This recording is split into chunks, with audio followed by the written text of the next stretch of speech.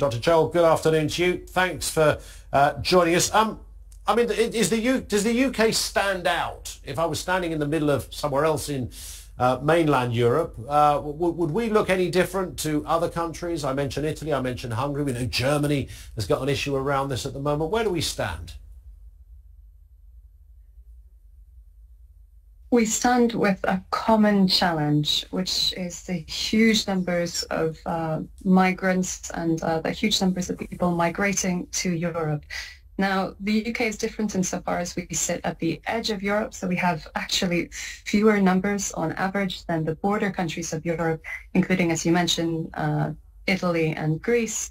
But we all face the same question of how to process asylum seekers and deal with irregular and illegal migration. Where the UK is different, though, is in the policy today that came before the court, which I'm very happy to talk about if you'd like. Well, indeed. I mean, the policy which has been deemed illegal, one of the contentions, and I guess that dear old Victor in Hungary would argue the same point, and Mr. Scholz in Germany and everybody else might well raise the issue. Where does the buck stop? Where is sovereignty? Where does it stand? Really, we think it's our parliament, but actually there's a higher power. In this case, it was the Supreme Court. It could have been, if that had been waved through, it could have been the European Court of Human Rights. I think that's the bit that confuses many of us, that, what are parliaments for if external forces can come along and change the will of Parliament, which is changing the will of the people? One point that should be emphasized is the Supreme Court did not find the policy is unlawful. They found that Rwanda is not a safe country. So the policy of sending someone to a third country where they have their claims processed or even where they stay as a refugee, that is not unlawful according to the Supreme Court. In fact, it's not unlawful according to international law or the ECHR. It's just on the facts presented, Rwanda as a country right now, potentially in the future it won't be an issue, but right now Rwanda is not safe.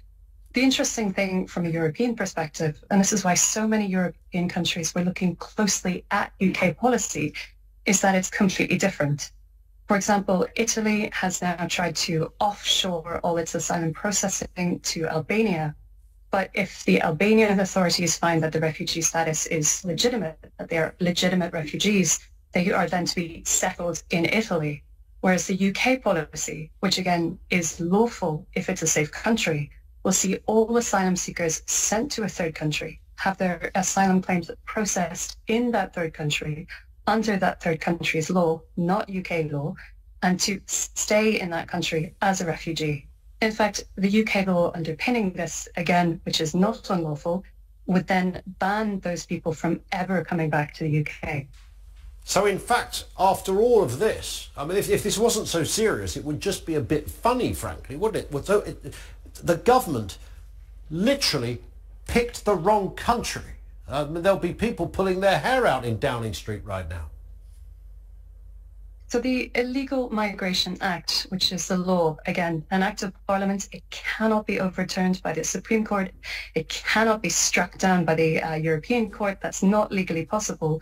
But that act lists 57 countries that are safe. I should mention that 8 of those countries are considered safe for men only. But of those 57 countries, the UK government currently only has an agreement with one, Rwanda. That's the key challenge for the government. It's the reason we saw it going all the way to the Supreme Court. There's currently only one agreement, Rwanda. So essentially, Mr. Sunak, if he wanted to continue this, briefly, if we can, on this, all he's got to do is find a safe country and get an agreement with that country and then go back to the people and the court and say, I've done it, and wave his letter. Simply, yes. But this does belie big problems. The 57 countries listed, a majority of which are Europe, which, as we know, are facing the same problems, the same issues of how to process asylum seekers quickly, how to settle legitimate refugee claims and refugees in a country, and also how to send people back to countries